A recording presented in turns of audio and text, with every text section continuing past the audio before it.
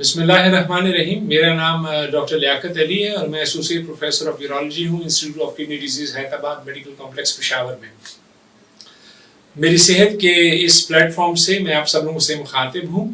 یہ ایک awareness campaign ہے. جو لوگ پروسٹیٹ کے بزرگ مریض جو ہیں ان کے ٹریٹمنٹ کے حوالے سے کہ آج کل ان کو اپنی ٹریٹمنٹ جاری رکھنی ہے کہ نہیں رکھنی, تو میں عرض کرتا چلوں کہ پروسٹیٹ ایک مردانہ غدود ہے جو 40 سال سے جب عمر زیادہ ہو جاتی ہے تو وہ زیادہ بڑھنا شروع ہو جاتا ہے اور اس کا نارمل ویٹ جو ہے 20 گرام ہوتا ہے. یہ غدود مثانے کے نیچے ہوتا ہے, اس لیے اس کی تمام تر جو علامات ہوتی ہے وہ پیشاب میں بندش کی شکل میں ظاہر ہوتی ہیں.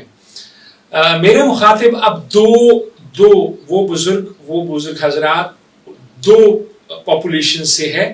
ایک وہ بزرگ حضرات وہ جن کو پیشاب کی بندش کی شکایت ہے اور وہ ٹریٹمنٹ نہیں لے رہے ہیں, تو ان سے گزارش ہے کہ چونکہ یہ دور ایسا ہے کہ اس موسم میں سردی, زکام, گلا خراب ہونا, کھانسی کرونا سے ہٹ کے بھی ہو سکتی ہے.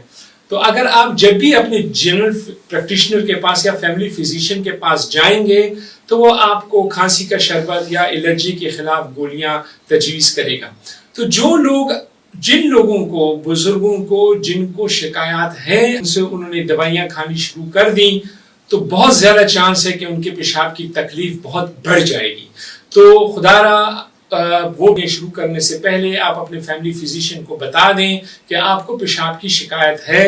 دوسرے وہ لوگ جو حضرات جو بیماری میں مبتلا ہیں اس پروسٹیٹ کی, اس کے لیے دوائیاں لے رہے ہیں, ان کو دوائی بند کرنے کی کوئی ضرورت نہیں ہے.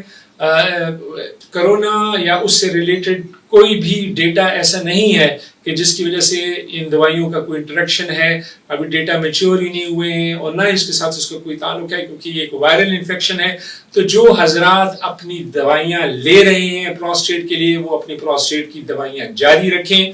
بلکہ ہم تو یہ بھی کہتے ہیں کہ آپ اپنے سیریل آف الٹرا ساؤنڈ کراتے رہیں کہ اگر ان کی عمر 70 سال سے بڑھ رہی ہے, پروسٹیٹ کا سائز بڑھ رہا ہے, سیرم PSA بڑھ رہا ہے اور پیشاب کرنے کے بعد مثانے میں 50 cc سے پیشاب بڑھ جاتا ہے تو کمبینیشن ٹریٹمنٹ کی طرف اپنے مستند ڈاکٹر کے پاس جا کے کمبینیشن ٹریٹمنٹ کی طرف سوئچ کر جائیں تاکہ آپ کو پروسٹیٹ کی باقی پیچیدگیوں سے آپ بچ جائیں.